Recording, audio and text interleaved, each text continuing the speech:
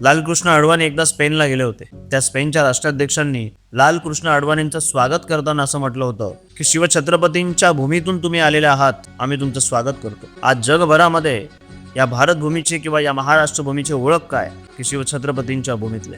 ही भूमी कोणाची? शिवछत्रपतींची.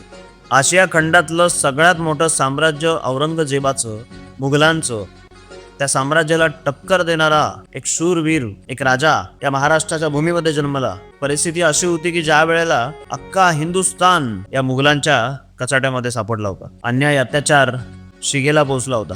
शेतकऱ्यावरती आक्रमण व्हायची, पिकं तुडवली जायची, मायमाऊली सुरक्षित नव्हत्या. आणि या सगळ्या परिस्थितीमध्ये या मुघलांच्या विरोधात आवाज उचलण्याची हिंमत कोणाची होत नव्हती.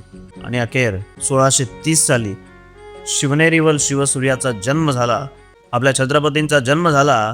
वयाच्या 15व्या वर्षी शिवछत्रपतींनी या हिंदवी स्वराज्याची शपथ घेतली आणि स्वराज्याचा प्रवास सुरू झाला. 6 जून 1674 साली महाराजांचा राज्याभिषेक झाला. या हिंदुस्थानामध्ये शेकडो वर्षांच्या नंतर एका हिंदू राजाचा राज्याभिषेक झालेला होता. एक मराठा पातशाह छत्रपती झाला. ही गोष्ट काही सामान्य झाली नाही, असे उद्गार काढले गेले.